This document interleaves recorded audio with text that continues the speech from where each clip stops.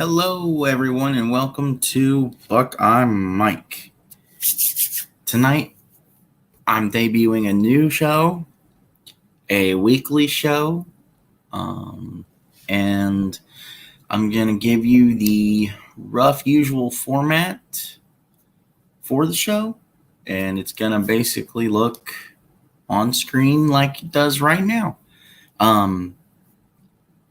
Obviously, we're going to talk about the XFL because that is the one that's on screen.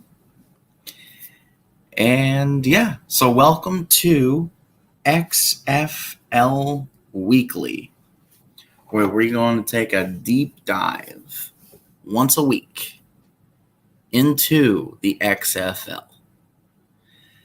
Now, this is the XFL 3.0, the third time around for the XFL.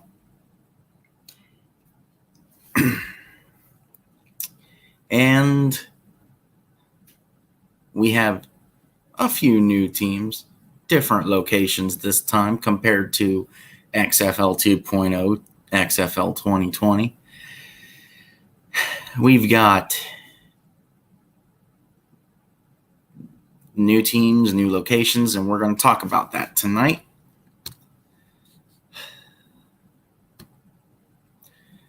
One of the big things tonight that I want to discuss is the XFL is adding a new challenge rule where coaches get to challenge anything at all for one time for free per game.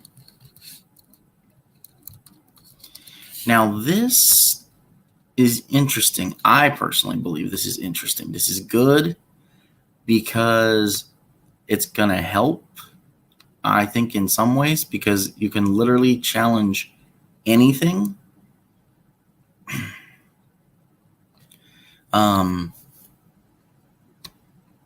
So I think something like this will come in handy at certain times when maybe not necessarily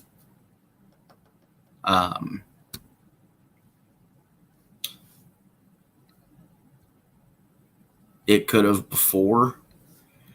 This is definitely a game changer and quite an allowance to help with the league.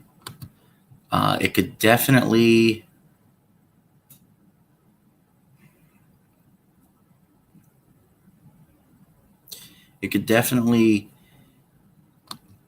make the game go faster for sure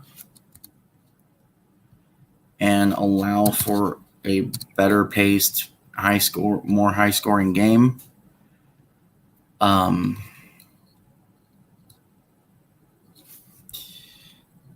So something to note is that Patriots coach Bill Belichick's wanted this for years. So the XFL is going to... Man, I tell you, Michael Holley and I were joined by Adam Vinatieri, most clutch kicker in NFL. It's something that Bill Belichick has wanted for years, and the XFL is going to give it a try. In the third iteration of the league that debuted in 2001, returned in 2020, coaches will have a chance to challenge anything once per game. Dean Blandino, the XFL's VP of Officiating and Rules Innovation, explained the tweak during a Wednesday conference call with reporters. Quote, "One of the things I know I'm most excited about and intrigued by is we're giving our coaches an opportunity to challenge anything. One time per game. It's an all-in challenge. And any officiating decision, it's an all-in challenge, and in any officiating decision, a coach, if they have a timeout remaining, they can challenge that decision," said Blandino. "It's truly an unprecedented rule." Quote, this has never been done before in any level of football, something that we've talked about during my time with the NFL. Again, when you think about whether it's a pass interference call that is made, or maybe it's a holding call that was not made and the coach thinks it should have been called, we're going to give our coaches that opportunity. I'm really excited and, like I said, intrigued to how they're going to use that when they're going to use it, what type of play we're going to see those coaches challenge that. Quote, if it works, maybe the NFL will adopt it too. If clear and obvious video evidence exists to overturn a ruling on the field, why not give a coach a chance to do that? So, like I said, I completely agree with this idea and this decision to go this route.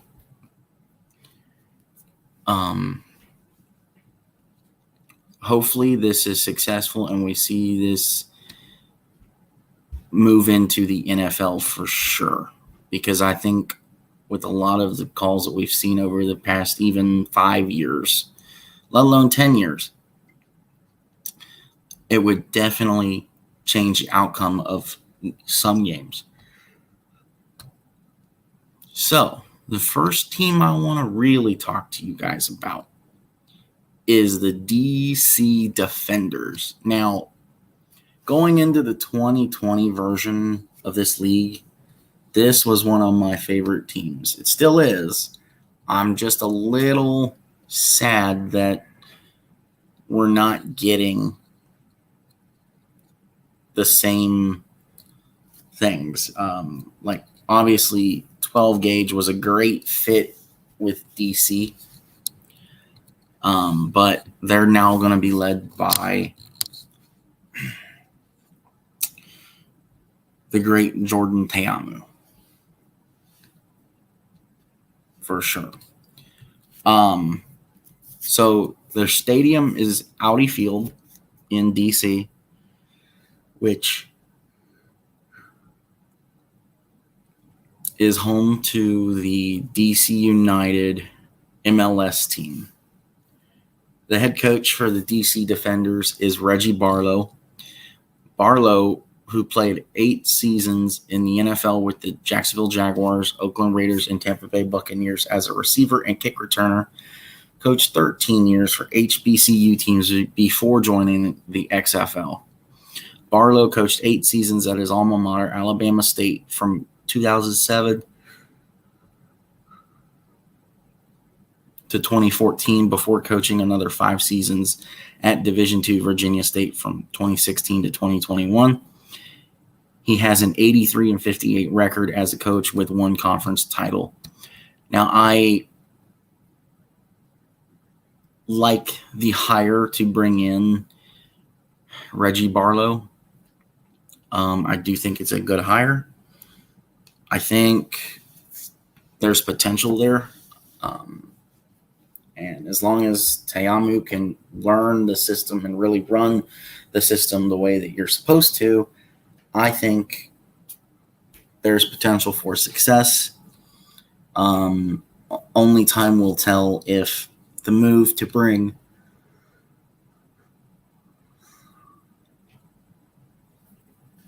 Barlow in was the right one and if it can get you a championship. Because at the end of the day, that's what all these teams are here for. They're here for a championship. There's a lot of explosiveness on the Defenders, so they are a threat. And just be on the lookout for the Defenders to actually cook something up and make a run for a title. So the next team I want to talk about is the Houston Roughnecks. Okay?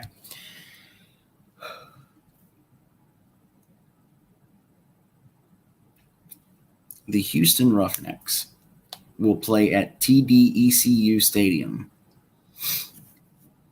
And their head coach is Wade Phillips. Phillips has been coaching professional football dating back to 1976. serving as a defensive assistant coach for 10 NFL franchises, most recently the Los Angeles Rams coordinator from 17 to 19. Has also been an NFL head coach.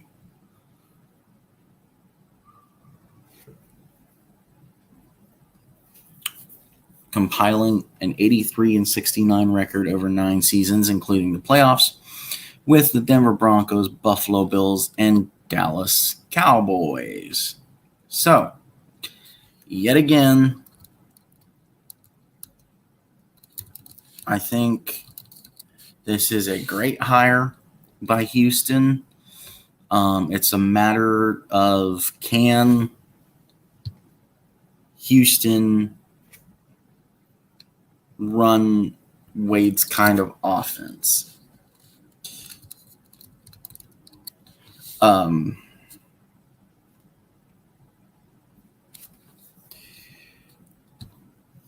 Obviously, time will tell, and we need to see progression, and we need to see just what happens with Houston.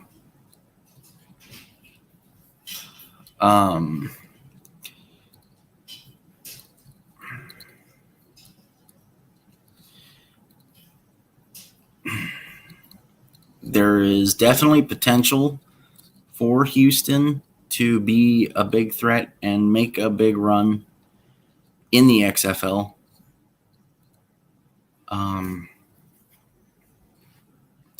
And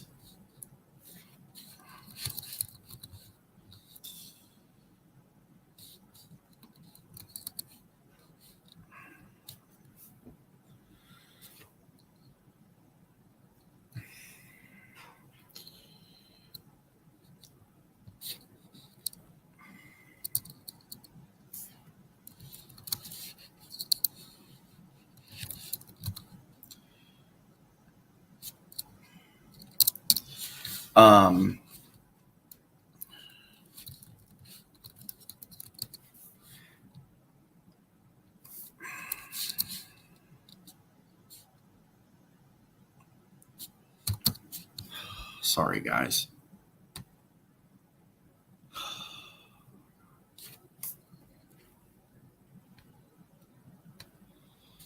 Okay. Let me start over here. So, the Houston Roughnecks have potential, and they are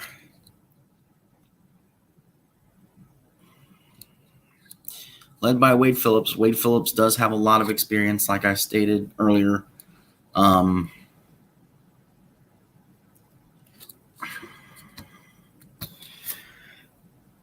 A lot of good things could come out of Houston and happen for Houston. And I think we just have to wait and see what happens with Houston.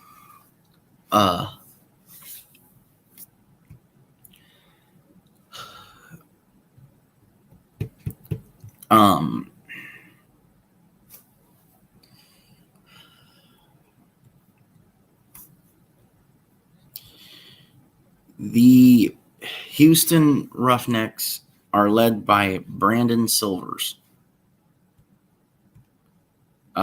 So at the end of the day, it's going to come down to, can Brandon Silvers fit the style of offense that Wade Phillips wants to run, and can Wade Phillips put into shape the defense that Wade wants to run?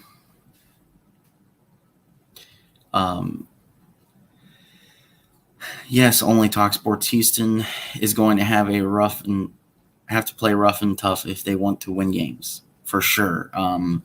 Especially in their portion of the divisions. They do have a daunting and tough schedule ahead of them, for sure. All right, so next I want to talk about the Seattle Battlehawks. Now, the Seattle Battlehawks, oh my God. I'm sorry, guys. The St. Louis Battlehawks. I want to talk about the St. Louis Battlehawks. The Battlehawks will be playing at the Dome at America's Center. Head coach will be Anthony Betsch. He was a first-round draft pick by the Jets in 2000, spent 11 seasons in the NFL as a tight end for the Jets, Buccaneers, Rams, Arizona Cardinals, and Kansas City Chiefs. Betsch, who had 188 career catches for 1,537 yards and 21 touchdowns as a player, served as a tight ends coach for the Alliance of American Football San Diego Fleet in 2019. So he does have experience. He does have experience in the alt football leagues.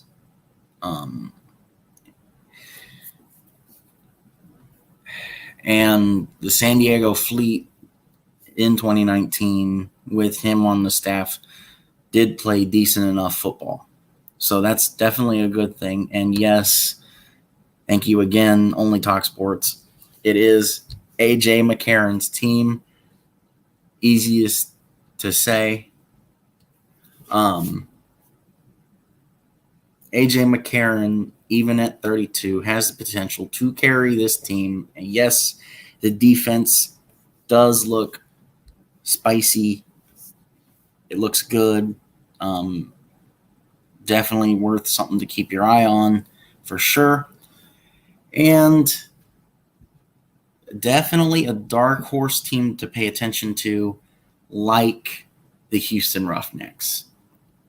All mostly, in my opinion, just because of A.J. McCarron. I could definitely see this team for sure making a deep run. All right. So now the Arlington Renegades. All right. So Arlington Renegades will be playing at Choctaw Stadium in Arlington. The head coach is Bob Stoops.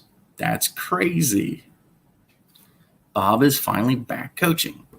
Speaking of Stoops, Stoops is known for his success at the University of Oklahoma, where he coached from 1999 to 2016.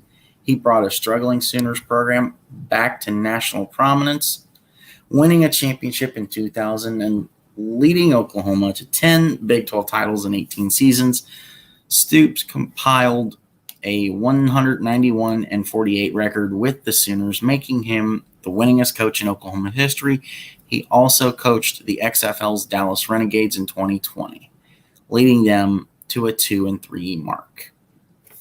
So, yes, the team is in a different location. It was Dallas in 2020. It is now the Arlington Renegades. Same organization. And Bob Stoops had coached the Renegades once before. So I do believe that it was smart on their part to bring Stoops back, per se.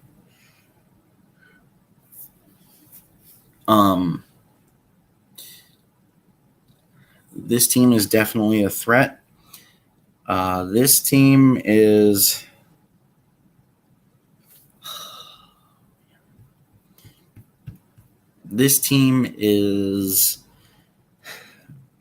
better on the defensive side, I do believe. The Renegades are led by one Mr.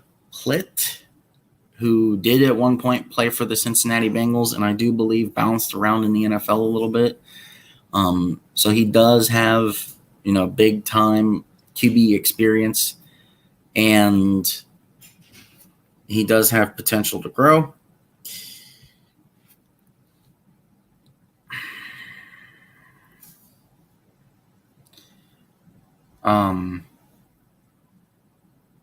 The Renegades are, as stated before, led very heavily on defensive side.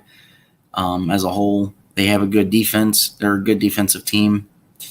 So definitely look out for Arlington. For the most part, I think most of these teams have the potential to make a run, to make the playoffs. If there will be a playoffs this year, I do believe that for all intents and purposes, The Rock does want there to be a champion crowned at the end of the season for sure. Next, I want to talk a bit about the Orlando Guardians. Now, here's the funny / tricky thing with the Orlando Guardians.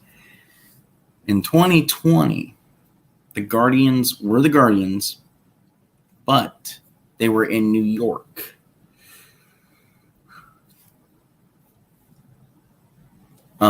So same team as before, just relocated.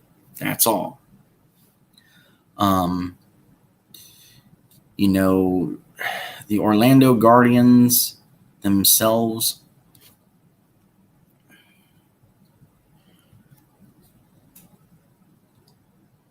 are coached by Terrell Buckley and will play in Camping World Stadium after spending 14 seasons as a cornerback in the NFL from 1992 to 2005 for 7 teams, including the Super Bowl 36 champion New England Patriots in 2001. Buckley worked as a college coach for 15 seasons after retiring as a player. He was an assistant at the college level from 2007 to 2021. Most recently as the cornerbacks coach for Ole Miss from 2020 to 2021. The Florida State product had 50 career interceptions in the NFL. So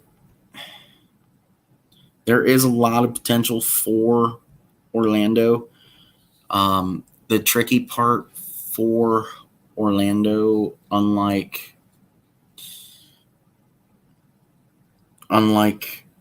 most of the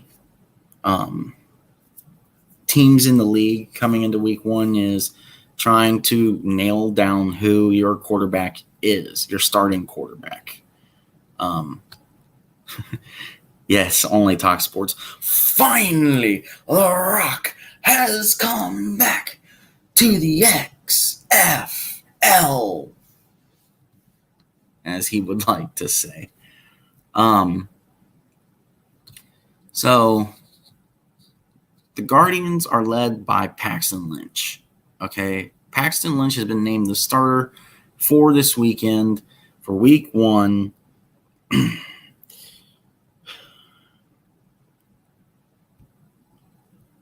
Versus the Roughnecks to take on Brandon Silvers.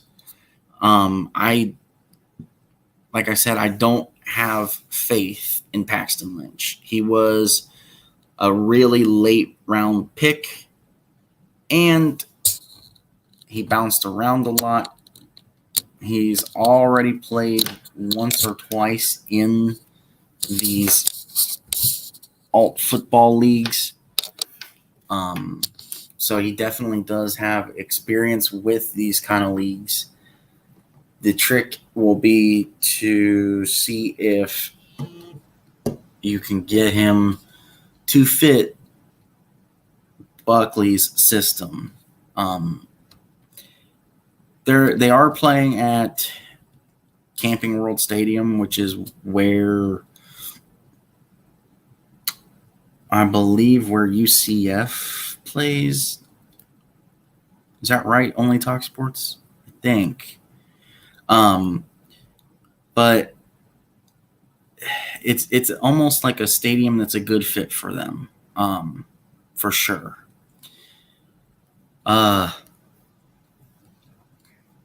So this is one of the few teams that I'm like, can you really be a threat with what you have built? There's potential to be a threat, but I don't really see Orlando as a threat. So we're just going to have to pay attention to Orlando and just keep our eye on them. Like I said, there's potential to be a threat there, but at the end of the day, it's all up to them, and we'll just have to wait and see what happens. So our next team we're going to talk about is the San Antonio Brahmas. The Brahmas are an incarnation of the Rock's own doing. Just popped up out of the blue as a team for the new XFL. Now, the Brahmas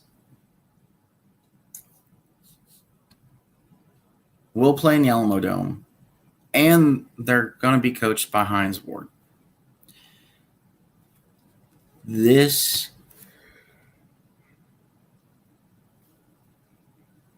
hiring decision in general, I think, is perfect. I think Hines Ward has the potential to be a good coach, and he has it out there.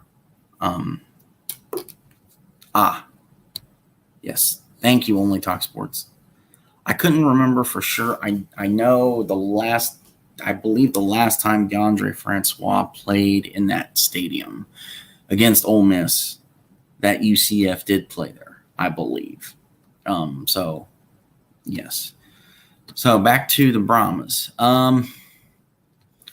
I do think hiring Hines Ward as head coach was a good move. Great move. You get a perspective. They only played there till 2006. Oh, okay. Well, I knew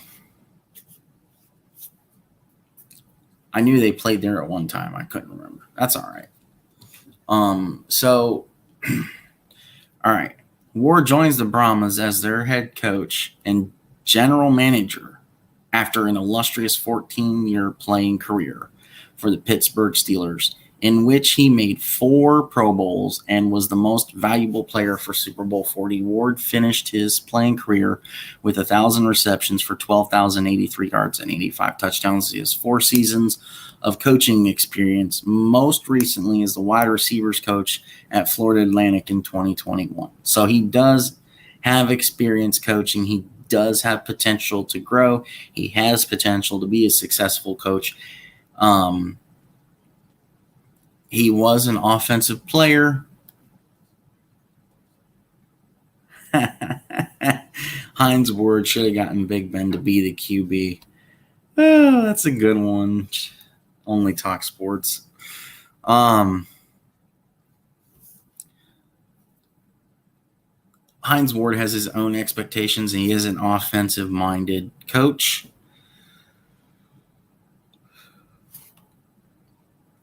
So I do look for the offense to explode. In my opinion, the Brahmas got the perfect QB in this situation.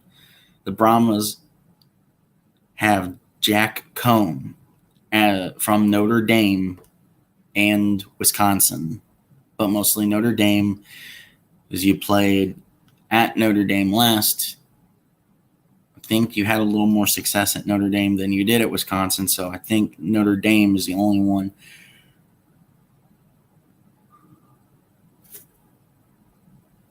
that can claim you, Jack Cohn. But he's very productive. He's hardworking. He is very intelligent. He's almost, in my opinion, pretty close to Tom Brady, Peyton Manning, smarts. He's like borderline them on the smarts, because he went from Wisconsin to Notre Dame in 1 year, picked up playbook just like that, understood the system very easily, and had a lot of success at Notre Dame in just 1 year. So I think that San Antonio, if they can get everything in the right direction, moving properly, the right spot, the right pace, I think San Antonio could be a dark horse to make a deep run and potentially win the championship. All right. So the Vegas Vipers are coached by Rod Woodson. Rod Woodson was inducted into the Pro Football Hall of Fame in 2009 after a 17-year career with the Steelers, 49ers, Ravens, and Raiders.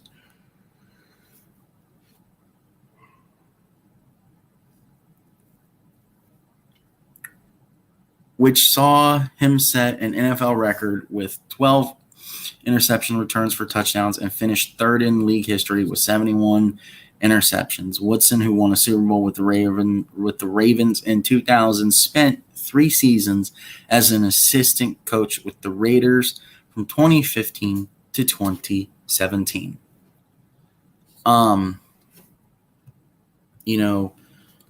Vegas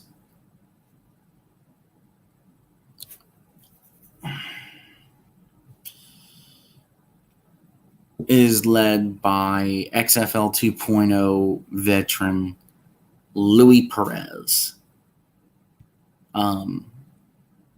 And their backup is Brett Hundley. Now, I'm a little split and a little torn between who should be the starting QB for them because I like both quarterbacks.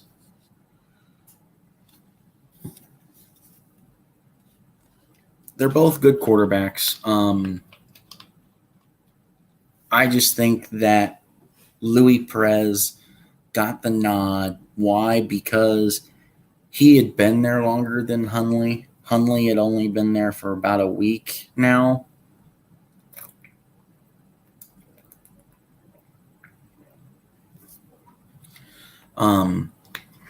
But, I mean, either way, either quarterback really makes them dangerous. This is yet another team that has the definite potential to make a deep run and could win the championship. I mean, to only talk sports point from earlier, he mentioned to me that we don't know who could win the championship in the XFL this year. Could be anyone. And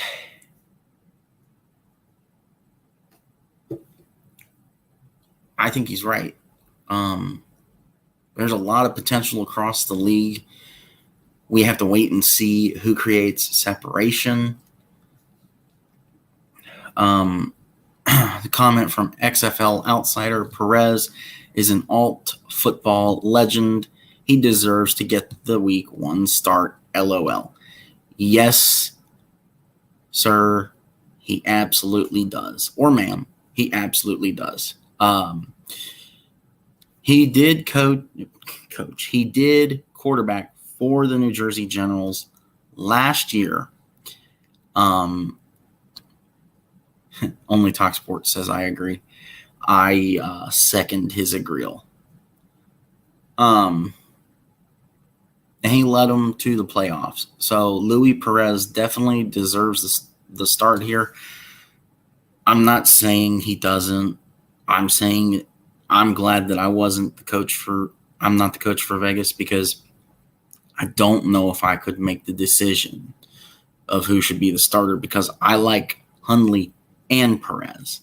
I don't have anything currently to give me a differential of who should be the starter. The only thing for me currently is that Perez has been there longer. He's got a better grip on the system. Perez will be the week 1 starter. And to XFL Outsider's point, he deserves the start. All right. Our next team is probably one of the worst teams in the league, the Seattle Sea Dragons. All right. The Sea Dragons will play at Lumen Field, and the coach is Jim Haslett. This is a perfect coaching hire by Seattle.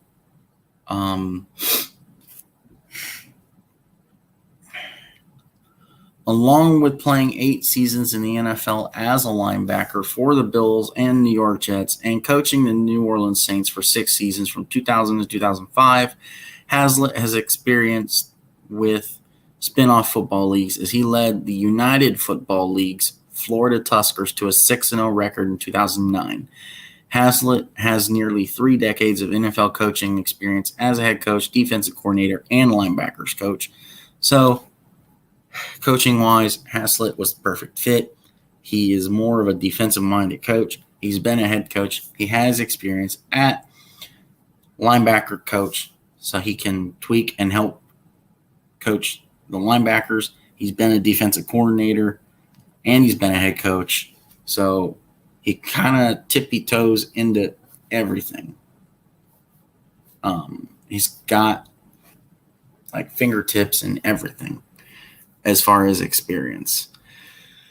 I hope Seattle finds success this year. I firmly do not believe that Seattle will really be successful. They're not built, in my opinion, for success.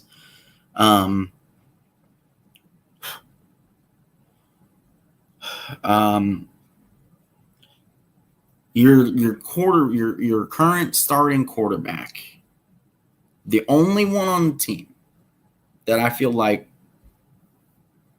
deserves a chance, and still at that point is still not a good quarterback to my opinion, is Ben DiNucci from the Dallas Cowboys, and he went to James Madison.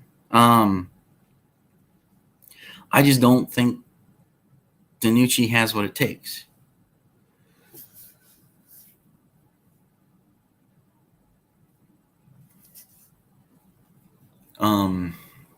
But we'll see. I mean, if he fits the system perfectly, I could be completely wrong about Seattle.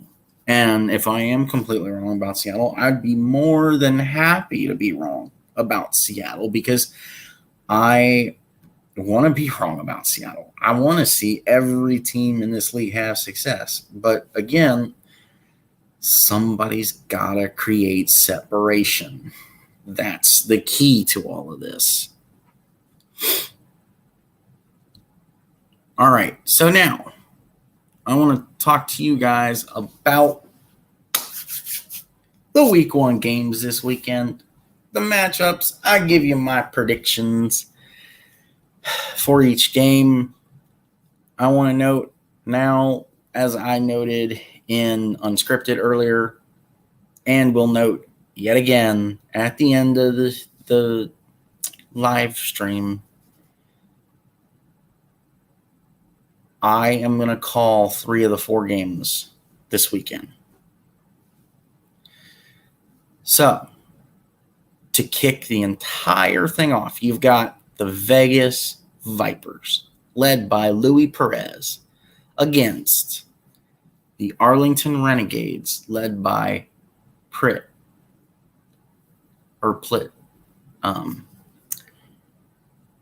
This could be an interesting matchup. Definitely something to watch. To Only Talk Sports point from earlier, you've got, some major basketball going on roughly the same time that this game is going on. So there will be a lot of flipping back and forth due to the fact that I will be calling this game. Not for me. I am expecting some decent football. Football's football to me, so I definitely am going to take a head dive into this for sure. I just think that Vegas is built better than Arlington right now, and I have nothing to go on.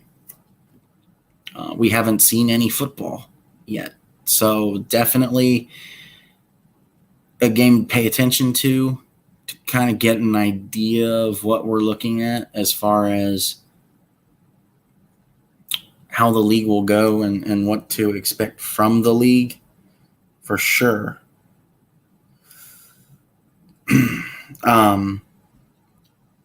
But I think Luis Perez will have a good enough grip on the system, and I think the defense will show enough. XFL Outsiders says, give me Arlington by 7+. I don't know. I think, yeah, that was my main point when I was trying to give an outline of each team. Only Talk Sports. Everyone has potential until they lose. I don't like the fact that I repeated myself a lot. Hopefully, it'll be better from now on for everyone. I see this the other way around, XFL Outsider.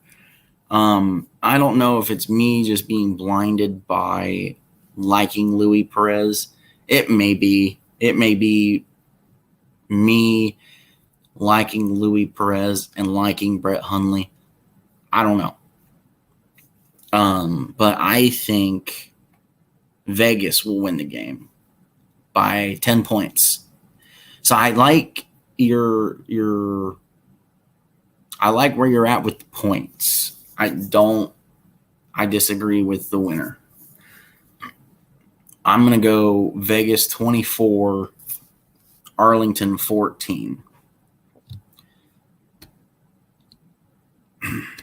The next game on Saturday is absolutely, he's a beast for sure. Only Talk Sports. Our next and final game on Saturday is the Orlando Guardians, led by Paxton Lynch, going up against Brandon Silvers and the Houston Roughnecks. Now, Brandon Silvers, as we can tell from the picture on screen, has played in the XFL before for the Seattle Dragons in 2020, before they became the Seattle Sea Dragons in the 2023 version of the XFL. I like Houston a lot. They've always been a favorite team of mine, even back in 2020. 2020, though, they had PJ Walker. I think this is going to be your possible sleeper game of the week. I think with just looking at the quarterback battle alone, I think Orlando has enough between the weapons. But it's going to come down to, yes, basically the weapons. Does Paxton Lynch play like Paxton Lynch, or does he flip some kind of switch in his head and become a pretty good or really good minor league football quarterback? I think Orlando will get the job done. They have a little more on their side here, and they're looking really good to have the potential for sure to succeed. To Jeffrey's, only Talk Sports' point, everyone has potential until they lose. So I'm going to go with Orlando to win the game 17-14. Now, let's go over to our two big Sunday games, which I will be calling both. The early Sunday game. Only Talk Sports says if Paxton Lynch wasn't a former first-round NFL draft pick, nobody would even be talking about him still. Absolutely true. There's so much negativity on Paxton Lynch. Why? Because of the fact that he was a first-round pick. And then what happened? He flopped. He completely busted. He ended up being a first-round bust.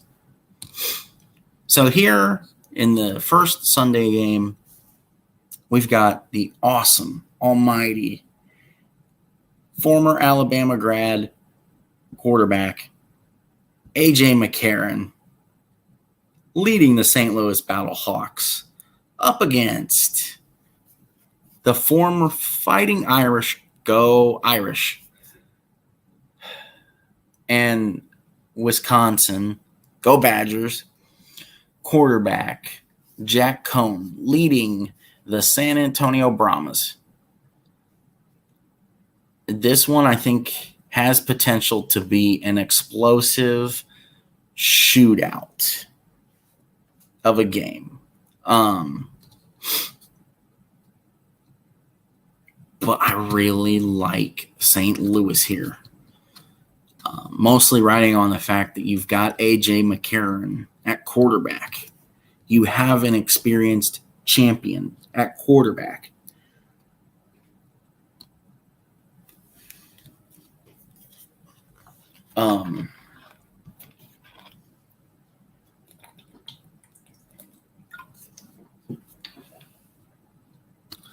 To only talk sports point, A.J. McCarron is definitely better than Paxton Lynch, for sure.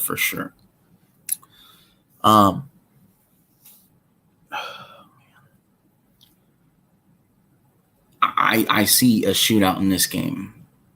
I don't know what the defenses look like or how good the defenses will be or that they are.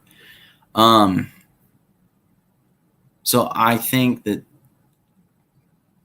there won't be a lot of defense in this game, and I'm going to go with St. Louis. Go Battlehawks. Give me St. Louis to win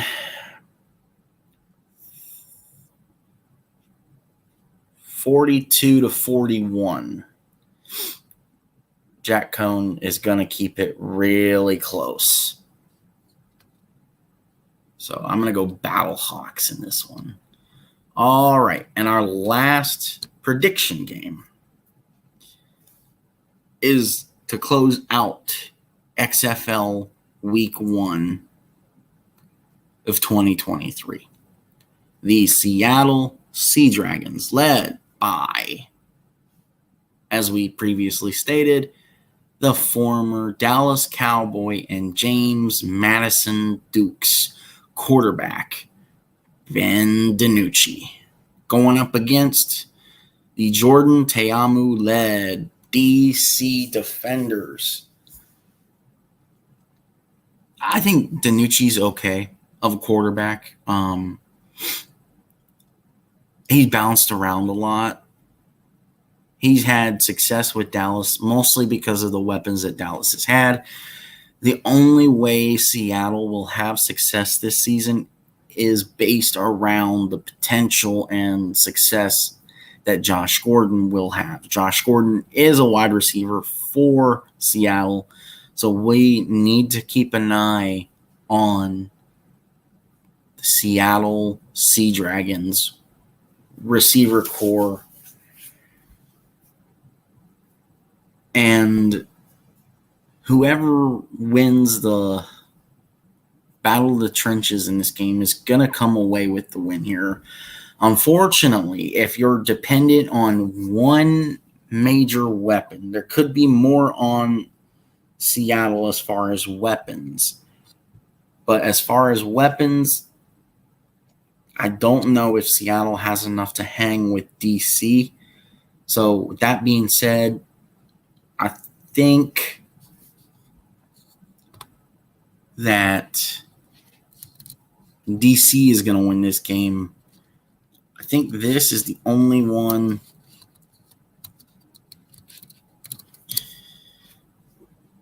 that could be not close. Whereas the one before this game, I think, is the one that's close. I think this one's not going to be close. I'm going to go DC Defenders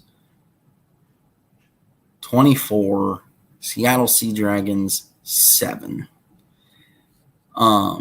So with that being said,